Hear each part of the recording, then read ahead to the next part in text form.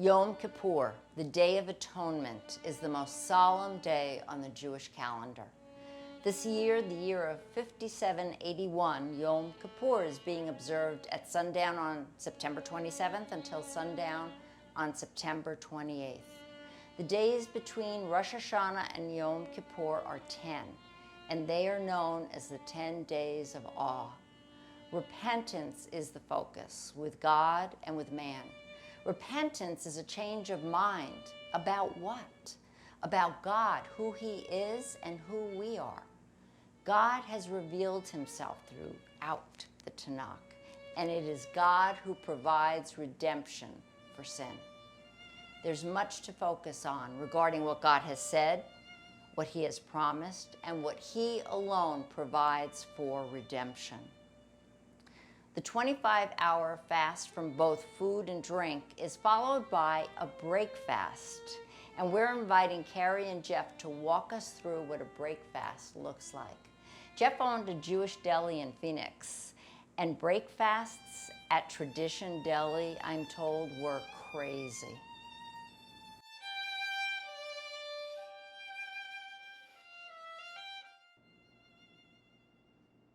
Welcome to Feasting. I'm your host, Carrie Steele, joined by Chef Jeff. Now, Chef Jeff, before we dive into this, I'd love to touch on what Kathy left off with, saying that your experiences with this have been quite festive. What did she really mean by that?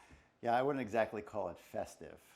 I used to own a deli, and preparing for the break fast was not about preparing. It was about picking up the phone and placing your order so you could pick it up the day before Yom Kippur started. So of course, the chaos that we had with customers calling up a week, a few days before, and then for us trying to assemble all those orders for everybody to pick it up the day before or the day of, before they went to synagogue that night, was chaos. Not exactly festive. So, breakfast, that's not what we're doing here. It's not breakfast, it's breaking a fast. After the 25-hour fasting, from sundown to sundown of Yom Kippur, the feast starts, per se, as people come home and they're hungry. So there are certain elements of the break fast, traditions, that most people do. And I brought a few of them here. It seems like of every break fast home is lox, bagels, and cream cheese. Now, you were saying that there are a couple kinds of lox that people can get confused about. So traditional lox is technically called gravlax. It is not smoked, it's just salt cured. Most people these days eat novalox. Novalox is cold smoked. That's what we have here. And then you go to the process of hot smoked, which is a Scottish or a salmon, a baked salmon is what it is. I'm a little bit more partial to the baked salmon, but most people like their lox, their bagel, and their cream cheese. So it's interesting over the years, bagels have evolved. Growing up in New York, we were bagel snobs. I mean, there were some great bagel shops in our neighborhood. And it seemed that the bagels that were made were plain, garlic, poppy seed, sesame, and salt bagels. Salt bagels. Salt bagels. I don't get it, but people liked it. So this day and age, we have an everything bagel. Oh, Encompasses all of the 5 bagel components together. everything. That's what it is. Just everything. It's a bit of the kitchen sink. Cream cheese is another thing. Traditional plain cream cheese. Now, actually, a few years ago, they developed where you can go into a deli and get a variety of cream cheese spreads. Jalapeno, strawberry, cinnamon. Lox, vegetable, whatever it is to make it easy for you, because really that's what it comes down to. The break fast is about simple in some ways. So that's the foundation of the break fast for most Jewish homes, and that's where people usually go first. So what's next? So another staple per se, egg salad. Hard-boiled eggs, some mayonnaise, some Dijon mustard, salt and pepper, simple. Dairy is the foundation, again, of the break fast meal because after fasting for 25 hours, carbohydrates, simple foods are something that's easier on the digestive system.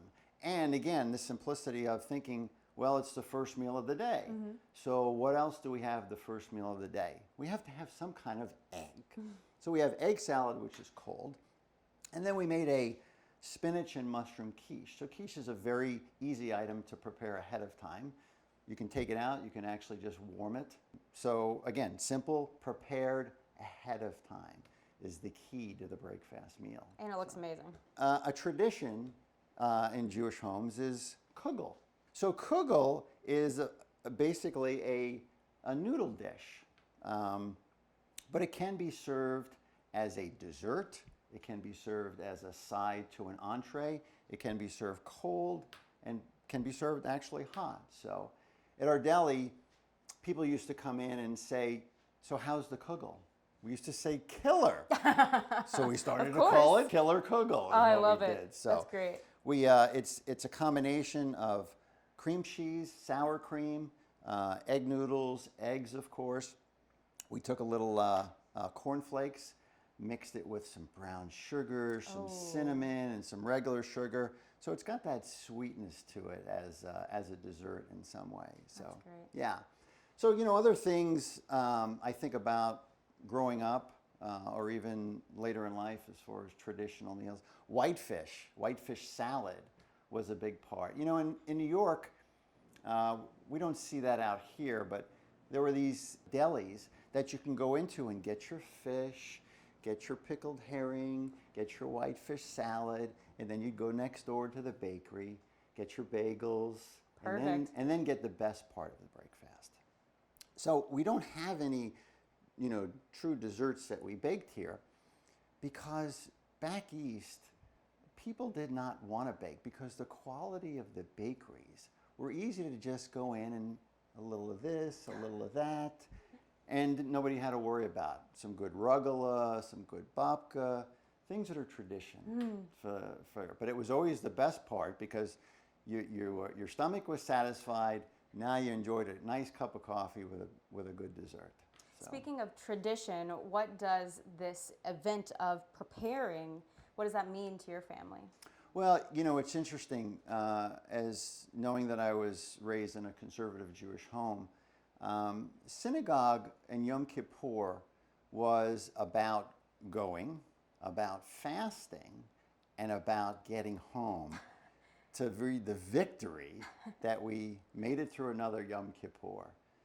So it was more of a time of family getting together. You didn't really invite neighbors. You invited people from the synagogue that maybe didn't have places to go. But again, when you came home, everything was ready for you, so you can actually start consuming. So it was more about having your family together to celebrate the end of the high holidays and the beginning of a new year. What is one of your favorite childhood memories that you've been able to pass down to your kids? Well, as a kid growing up, I think about high holiday services, and it's the same thing that you saw people that you didn't see for an entire year because they only came to high holiday services. But for me, it was, the synagogue was just packed. And where was I going to find a seat? That was probably one of the most important things for me. And then to be able to see friends and then come back and talk about the service, how the cantor was, or how the message from the rabbi was. But it was really just about focusing on that 24-hour periods of celebrating Yom Kippur. What, in terms of your relationship with God and being able to take the time to worship through using your hands in this time of reflection, what is that like for you? It's interesting because I didn't really become a foodie until I opened the delicatessen. I think it maybe became a forced issue from me from that point of view. But I really, when we developed the recipes for the deli, there was the history, there was the generations of recipes that we brought together, and we laughed and remembered. But for me, Yom Kippur and the high holidays are different today, because it's not about, in some ways, the burden of remembering to go to synagogue, remembering to address my sins with God, because today those sins have been forgiven. As I have placed my faith in Messiah, the holidays are completely different. It's not the one time waiting for that day to be able to go to synagogue and ask for forgiveness, where God has forgiven me and He has cleansed me from all my unrighteousness. Oh, that's great. So you owned a deli. Is there one secret we can pull out of you when preparing a break fast? Is there one little secret about an item, or just in terms of making sure you get to a deli on time to pick something up? Pick up the phone early enough is what you need to do. So, and remember your favorites. That's the thing. I mean, we used to bring our lox and whitefish from a smokehouse that I grew up with in Queens, and it was the best. And we flew it out here. So if people didn't get to it early, we ran out. So just remember, pick up the phone and remember. Prepare to prepare. There you go. To prepare. There you go. There you go. Well, Jeff, I want to thank you for your time. It's been really special hearing your stories and just sharing a little bit of your heart with all of us. And it's really just been a blessing. Well, thank you. It's been a blessing for me. And we look forward to doing more.